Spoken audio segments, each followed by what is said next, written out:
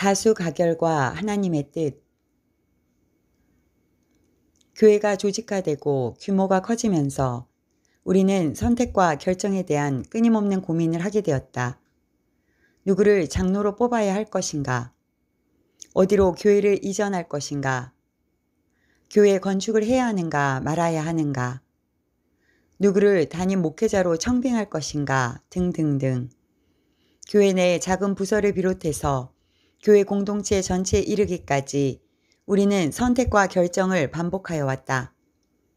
민주주의 국가 형태를 가지고 있는 이유로 투표를 통해 다수의 의견을 존중하는 것을 교회가 받아들였고 그것에 대하여 당연한 것으로 여겨져 왔으며 심지어는 그 결과에 대하여 하나님의 뜻이라고까지 생각하게 되었다.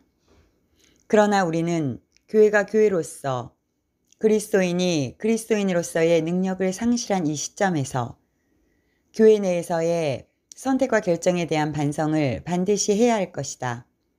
왜냐하면 주님께서 머리가 되시는 교회들이 세상의 빛이 되지 못하고 진리에 서 있지 못하다면 그것은 이미 교회가 아님이며 이것은 수없는 선택과 결정을 통해 교회를 이끌어온 우리들의 책임이기 때문이다. 우선 우리는 우리 자신의 선택에 얼마나 오류가 많은가를 인정해야 한다.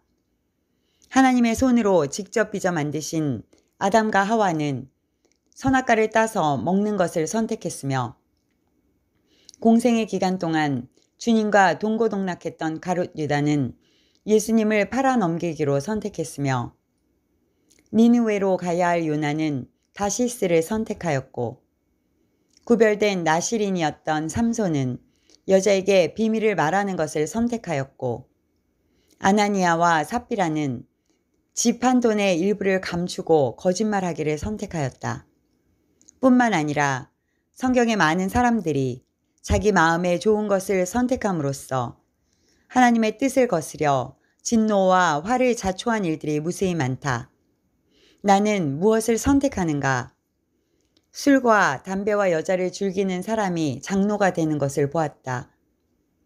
거듭남에 확신이 없는 사람이 목사가 되는 것을 보았다. 예수님을 인정하지 않는 사람이 성가대 지휘자가 되는 것을 보았다. 불법을 동원하며 교회를 건축하는 것을 보았다. 투표에서 많은 표를 얻기 위해 선거운동하는 총회장 후보 목사도 보았다. 우리는 무엇을 기준으로 표를 던지는가? 이스라엘 백성이 애굽을 떠나 하나님이 예비하신 젖과 꿀이 흐르는 가나안에 도착했을 때 각 지파에서 대표되는 사람 총 12명이 정탐꾼으로 나선다. 그들은 한결같이 그 땅이 비옥하며 젖과 꿀이 흐르는 땅임을 증거하였다. 그러나 그 땅에 사는 거민들에 대하여 도저히 적수가 될 수 없으므로 그곳에 들어갈 수 없다고 주장하는 10명의 정탐꾼의 이야기에 이스라엘 백성은 순식간에 오합지졸이 되고 만다. 온 회중이 소리를 높여 부르짖으며 밤새도록 백성이 곡하였더라. 이스라엘 자손이 다 모세와 아론을 원망하며 온 회중이 그들에게 이르되 우리가 애굽 땅에서 죽었거나 이 광야에서 죽었더라면 좋았을 것을 어찌하여 여호와가 우리를 그 땅으로 인도하여 칼에 망하게 하려 하는고 우리 처자가 사로잡히리니 애굽으로 돌아가는 것이 낫지 아니하랴. 이 시점에서 분명 여호수아와 갈렙은 하나님의 뜻을 거역하지 말 것과 하나님께서 함께 하실 것을 선포하였다. 그러나 이스라엘 백성은 다수의 의견에 동조를 하였고 그것은 지금 우리 세대와 별반 다를 것이 없다. 혹자는 이것을 긍정적인 사고와 부정적인 사고의 차이에서 나오는 문제라고 할 수도 있겠지만 그렇지 않다.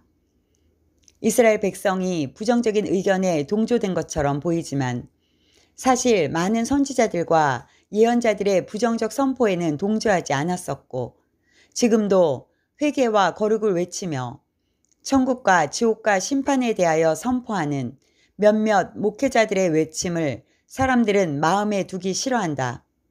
이스라엘 백성들은 다수의 의견에 더 신뢰가 간 것이다. 우리들의 교회는 어떠한가? 다수의 의견이 받아들여지고 결정이 되며 우리 스스로 하나님의 결제 도장을 찍는다. 하나님은 항상 다수의 편에 계시는가? 그렇지 않다. 다수가 옳다고 하면 그것은 옳은 것인가? 그렇지 않다. 다수가 옳다고 하면 그것은 하나님의 뜻인가? 절대로 그렇지 않다. 우리 자신의 판단을 믿지 말라. 우리는 보암직한 것과 먹음직한 것과 지혜롭게 할 만한 것을 좋아하며 죄의 낙을 누리기를 좋아하며 또한 하나님을 마음에 두기를 싫어하며 훈계와 책망을 싫어하며 진리와 생명의 법을 싫어하며 우리는 자신의 손해보는 것과 희생하는 것과 겸손한 것을 죽기보다 싫어한다. 교회에서 가부를 묻기 위해 투표를 하는 것을 보라. 과연 누가 누구를 뽑는다는 것이며 누가 무엇을 결정한다는 것인가? 누가 거룩한 자로서 하나님의 뜻을 대변할 것이며 누가 진리의 선자로서 옳은 길을 제시하겠는가? 소경이 소경을 인도하며 안진뱅이가 안진뱅이를 인도하는 격이 아닌가? 교회가 무엇을 해야만 교회가 되는 것이 아니다. 일을 만들고 진행하는 것에 신경 쓰지 말고 성도 한 사람 한 사람이 하나님의 사람으로 세워지기를 노력하자. 그리고 각 교회가 여호수아와 갈렙과 같은 지도자가 세워지기를 기도하자. 현재 산적해 있는 많은 문제들과 바로 결정해야 할 시급한 일들에 대하여 하나님의 뜻대로 결정할 자신이 없다면 차라리 제비뽑기를 해라.